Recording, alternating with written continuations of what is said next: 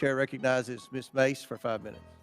Thank you, Chairman Comer. And I want to thank Ranking Member Raskin for this hearing today. In Charleston, South Carolina, we have the Border Patrol Training Academy, so I appreciate your efforts to be here today. I've been to the border, and to say it's eye-opening would be an understatement. I think if most Americans could see what's going on there, they would be shocked and stunned. I want to express my disappointment today with the actions of the Department of Homeland Security.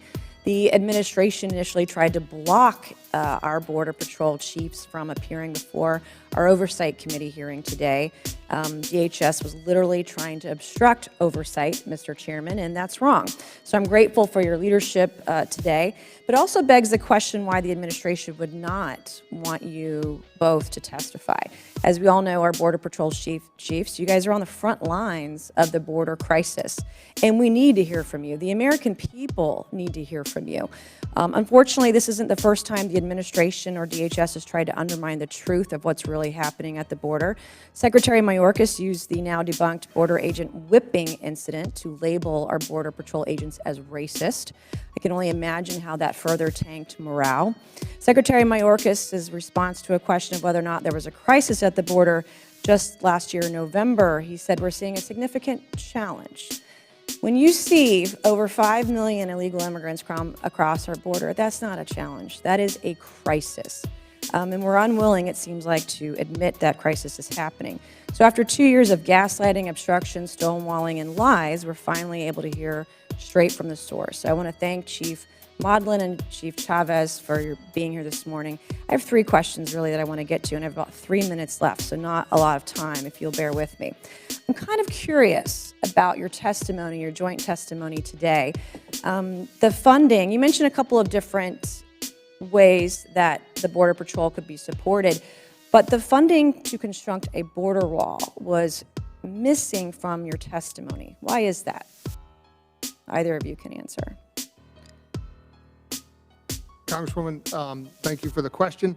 As I said, the Border Patrol would certainly appreciate any increases in funding. That it was missing from your testimony. And so you both have said today that barriers, walls, whatever we want to call it or nuance it, is needed. So why was it missing from your testimony?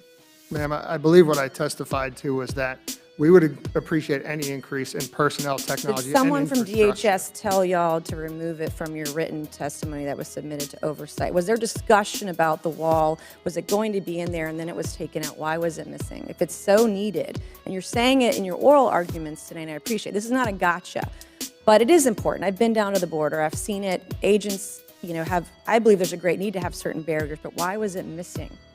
Ma'am, earlier I testified to the effectiveness of it. I was not asked to remove anything about border wall system from my testimony.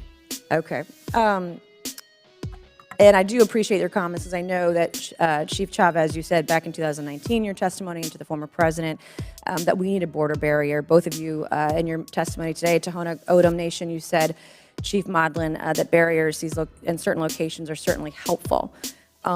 I would just appreciate in testimony in the future that we have a real conversation, that it's in the written testimony, because it is so important, and many of us know that. Chief Maudlin, you mentioned both personnel and technology being needed for the Border Patrol. The hiring process for Border Patrol agents can last over a year, almost a year and a half sometimes. So what are some of the bureaucratic barriers to getting more agents into the Border Patrol? Thanks again, ma'am. So I would say, one, that is certainly not my area of expertise, but I do know we have worked very hard to narrow that down. When I came in, it was probably closer to 2 years to get into the Border Patrol. Wow. I do think there are some things that can be worked on, such as the ability to pass people that already have a background check, say they're in DOD and they've already had a clearance, to have that slide over into the Border Patrol and then not eat up time doing things like that. I also know our academy has narrowed down significantly, and I believe our attrition at the academy is down from 35% to about 10%. So agency-wide, we've recognized we need more people. How many agents roughly do you guys think the Border Patrol needs right now across? So the Border Patrol is at about 19,300 or so. Yes, How ma'am. many more do you need? I mean, or what's the staffing shortage number roughly? So I think a reasonable amount of agents for the Border Patrol would be about 22,000. But again, that would be a headquarters determination, not mine. I certainly know I don't have enough agents within Tucson sector to deal with the flow that we're dealing with now. All right, thank you, Mr. Chairman. Thanks for watching, everybody. Make sure to hit that subscribe button.